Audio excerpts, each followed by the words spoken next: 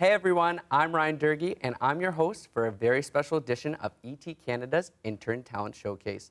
Unfortunately, today is my last day as an intern here. I know it's quite sad, although I must say I've had an amazing time getting to work with a fantastic team of very talented people for the past 8 weeks.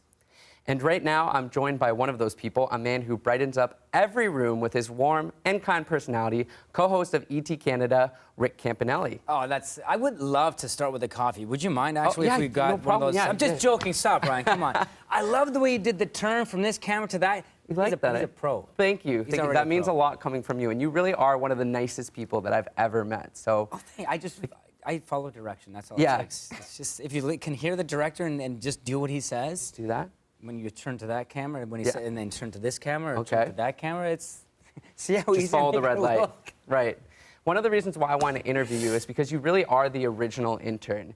In 1994, as most people know, you won the Much Music intern competition, and you became known as Rick the Temp. I did. That's a true story. And yes. I don't want to date you too much, but in 1994, well, you did say the year. That's okay. Well, I was only 2 years old at the time, so I never knew you as Rick the Temp. I knew you as Rick the VJ. Yeah. Okay. Because you were... I was so young. You were 4 when I was 4 when you went on air. Yeah, okay. So but you were on there for a while, so I kind of grew up watching you. Your parents let you watch Much Music at a young age. They did. Not mine. And you had the piercings and stuff, so I kind of wanted to be that kid, and my parents didn't really like that. I was going around the schoolyard saying I want to be like Rick, so, you know, with all the piercings and the tattoo and all that. Yeah, I remember. Wow. I was on my schoolyard saying I want to be like Mike. Oh, okay. Mike Jordan. Yeah, yeah. Oh, wow. I was like Rick Campanelli. I want to be like him. Wow. So you're the original intern, so I want to put out a scenario for you. If possible, if you could time travel back as current Rick and tell Rick the Temp some advice, what would you say to him? Wow. That's a good question. Thanks. What would I say to Rick of like 1994 and summer of 95? I would say, you know, maybe get to work a little earlier and get to work on time, even as an intern, because as an intern, as an intern, you're volunteering, you're volunteering your time. So I sort of thought, I could sleep in a little longer since I'm not getting paid. I could sleep in. They're not going to miss me. Yeah. But I would tell myself, you know what? Get there at, 8 in the morning, 9 in the morning, instead of rolling in at 10 or 11. Get there early. Get there before everyone else gets there, just to show how eager and ambitious you are to actually do that job. So that's what I would tell my 1994 self. Because I was rolling in at like 10:30. At 10:30. And you still got the on-air position, so it ended up working out for you. It still ended up working out, but, and good thing it wasn't a big deal at the time.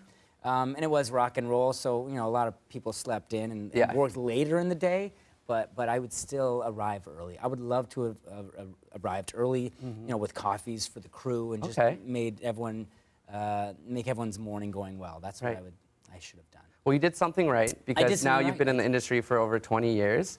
I'm sure at some point you must have had some people that were doubting you. How did you overcome that at the beginning of your career? Like, was there people that were saying, you know what? I don't remember hearing any stories about people saying this kid isn't good enough or anything like that. I do remember in my first couple years on air reading a lot of, anti-Rick the Temp pages. Really? There were a few of those out there. I read one over one day, and people that were around me at Much Music would just say, hey, don't even read that stuff. Just ignore it. Because if you read too much of that stuff, it might sink in, and you might think to yourself, yeah, I'm not good enough to do this job. So I stopped reading that stuff, and I just did what I did. I always did what I did, even before Much Music. I was always like an outgoing guy in high school and university and stuff like that, and I think being that way, having this outgoing personality, it fit right in with what Much Music was looking for. Definitely. So I just did what I knew, did what I did, and it all worked out. I never really listened to anyone. I listened to advice. I always loved taking advice, still to this day. But when it came to the negative points that people were making, I just ignored that stuff. Because still to this day, I'm sure it's happening all over the place, but it's just people talking. And you're getting advice from people. Did you have a specific mentor early on in your career? Steve Anthony was the guy that actually pushed me into doing what I'm doing today. Not literally, but I would watch him on Much Music, and I really enjoyed his style and what he did, and he was so entertaining, still is entertaining. But he would be the guy that mentored me from the TV, from that world when I was watching. But in real life, my dad always said, and my mom, my parents always said, like, you got to follow your dreams. And you got to go after them in life because, we're only here once, and you got to go and do what you want to do in life. So they really supported me when, I finished my career at university, and they said, well, if this is something that you want to do, let's do it, and do it with all your might, and do it with all your passion, and don't give up until you get that gig if you really want to be on air. I love that. That's great. Yeah, it was really cool advice, actually. My dad still says that to me this day. Oh, yeah? But it's amazing, yeah. Okay. And you said that you were at university. Were you studying journalism, or were you studying something else at university? I was in phys ed. Okay. I took a 4-year phys ed course. Because I was going to be, I wanted to be a teacher. My older siblings are all teachers. Yeah. And I was just going to fall in line of being a teacher in Hamilton until the day I won this contest. And it really did change my whole life. You know, not just career, but my whole life has been changed from winning that contest. Definitely. And getting that foot in the door. In my head, I'm kind of thinking of you as a gym teacher, like Mr. Campanelli, and I'm wondering, do you think that you would be one of those? Drop and give me 20 push-ups. That's what I'm wondering. Would you be like that? Would you be like, Durgy, 20 push-ups, 5 more laps? Those are like phys ed teachers from the 70s. I wouldn't do that. You wouldn't do that, okay. Let's get out there, let's play some soccer today. Tomorrow we're going to play some football. I would love to have fun with the kids, and I'm a big sports nut. I'm into sports. I have always been into sports. Always played them, always watched them. So I would just have fun with my students. I wouldn't do anything like, you're not going to do 50 laps around the gymnasium. Yeah. Or like, 100 laps back and forth in the pool. It's going to be fun stuff, fun times. I never did get a chance to experience that world of teaching because I had won the contest like the month after I graduated from university. So it was flipped right into that. Yeah. Well, I would have taken your class. Now that I know that you would have been a cool gym teacher, I would have taken Mr. Campanelli's class. You probably would have been way too young if I was a teacher. That's true. I would have been like 4 years old, or like whatever it was. Unless if I was teaching elementary school students, you would have been in my class. That's true. Yeah. Well, all of this hypothetical exercise talk is starting to make me hungry. That reminds me of your new show coming out, The Incredible Food Race. Can you tell me a little bit about that? The Incredible Food Race airs on the Food Network. October 28th is the premiere episode. We shot 6 episodes this past summer with Chef Corbin. Okay. And it's where 2 families go head-to-head in race challenges. And in the second half of the show, like to win advantages for the final cook-off. And then the second part of the show is actually the families in Kitchen Stadium cooking their meals. And it's normal people will judge their meals, and the better tasting meal wins a year's worth of free groceries from Walmart, which is pretty amazing. Oh, so that's the new show on Food Network Canada, Do you get a free year of groceries, too, for hosting it? Yeah, none of that. No, I would love that, though. Yeah. It'd be all corn on the cob. All corn on the cob, all right. With some butter and salt and all. Lots of butter. It's amazing. Lots of butter. And you have 2 young boys. 2 young boys. And so I'm sure they have quite the appetite. Is there a favorite dish that you like to cook while you're at home? My son Noah does have an appetite these days. He never did. He was a picky kid growing up just like me. My son Jack, who's a year and a half, is still a very picky eater. We try to get things in his mouth while he's watching cartoons, but that's even difficult. Yeah. But I'm actually going to make this meal tonight when I get home because my wife and I were talking about it this morning. I'm going home to make breaded chicken cutlets with a side of broccoli and maybe some mashed potatoes. But we'll see what happens there with the mash. But definitely chicken cutlets, breaded, broccoli, and for the adults, a glass of wine. For the youngsters, milk. Oh, that sounds delicious. That's my go-to signature dish. That's very great. Basic, Ryan. It's very basic stuff. Yeah. It's no lobster or steak. It's nothing like that. It's very, very basic. Maybe you can invite the chef over from the show and you can work on some stuff together. I've been telling him that for many, many weeks now. He seems to be ignoring me about that idea. Just not responding to your text. You should just tweet him or something. These chefs are busy guys. These celebrity chefs. Yeah. Guys and girls. Yeah.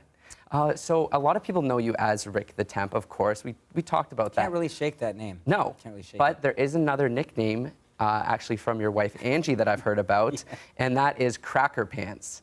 Can you tell me a little bit about that story? I heard it's quite an interesting one. Do I tell this story somewhere? Is this story out there? It's out there. I did my research and I found it. It is out there. Okay, so one of our first dates. Do I have to go here? You don't have to go there, you know, but God, well, it has a lot to do with those you didn't go into saltine detail. crackers Yeah, yeah, being stuffed down someone's pants. yes. And then someone pushing someone else over, Yeah. falling, and then the crackers in the pants get all crumbled up. And Yeah. we may have been drinking, okay? Yeah, I heard. There may have been a box of wine. A box. Hey, I'm all class all the time. Yeah. A box of wine. We were on a beach. That's as much as I'm going to give you. Okay, yeah, no, that's exactly what I read. There was some wrestling on the beach, some wine, and you know, when you combine the two, you're gonna get something down your pants. Maybe some crackers, maybe sand. You never. Maybe some You sand too. never Maybe know. Some sand too. Yeah, don't try it at home. Please. Don't even try it on the beach. It was messy.